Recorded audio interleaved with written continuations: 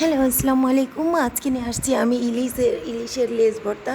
এটা ভাইরাল একটা রেসিপি, তো আমি এটা আমার মতো করে দেখানোর চেষ্টা করেছি। এটা আমি ভিন্নভাবে দেখানোর চেষ্টা করেছি।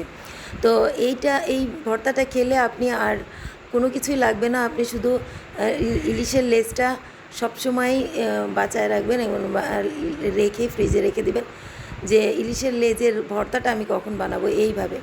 তো এখানে আমি নিয়েছি এই ভর্তাটা খেতে এতটাই সুস্বাদু হয়েছে।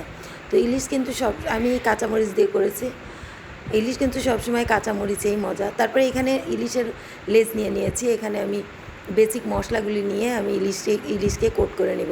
দেখেন আমি একটু কড়া মশলা নিয়েছি, যেমন হলুদ গুঁড়া, লবণ, মরিচ গুঁড়া, তারপরে এই হালকা একটু ধনে গুঁড়াও দিয়ে দিয়েছিলাম।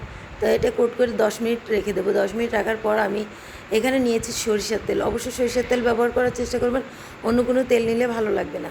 তারপরে ইলিশ কিন্তু সরিষার তেলেই যায়।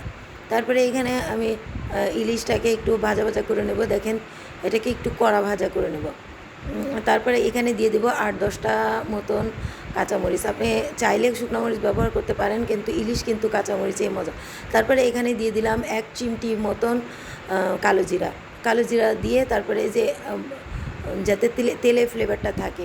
তারপরে এখানে আমি মাছটা তুলে নিলাম। তারপরে নিয়েছি সব কিছু। তারপরে এখানে দেখেন আমি সব পেঁয়াজগুলি তুলে নিয়েছি। আমি এক্সট্রা কাঁচা পেঁয়াজটাও দিয়েছি।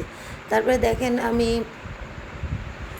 তারপরে এখানে ইলিশটাকে ভালোভাবে থেঁতো করে নেবেন। থেঁতো করে নিয়ে কাঁটাটা বের করে নেবেন। তারপরে সবগুলি ছোট ছোট কাঁটাগুলিও বের করে নেবেন আস্তে আস্তে। আপনি ছাঁকনি দিয়েও এই কাজটা করতে পারেন, আমি এইভাবে করেছি। তারপরে এখানে সবগুলি কাঁটাগুলি আমি বেছে নেব। তারপরে এখানে দিয়েছি ধনেপাতা। তারপরে এখানে দিয়েছি আদা কুচি। আমি একটু ভিন্নভাবে দেখানোর চেষ্টা করেছি। এই জন্য এইটার ইলিশের স্বাদটা অনেক বেশি বেড়ে গেছে। তো আমি ভালোভাবে এটাকে মাখিয়ে নিচ্ছি। তো দেখেন একদম মিশে যাবে সব মশলার সাথে। তারপরে এটাকে আমি দেখেন এটাকে আমি একটা বাটিতে এটা আগে হলো গরম ভাত দিয়ে নেব। গরম ভাত দিয়ে নিজে মেখে খেয়ে নিব। তারপরে আপনার এত টেস্ট, আপনি যখনই ইলিশ ভাজবেন তখনই এই ভর্তাটা করে দেখবেন, অনেক ট্রাই করে দেখবেন, অনেক ভালো।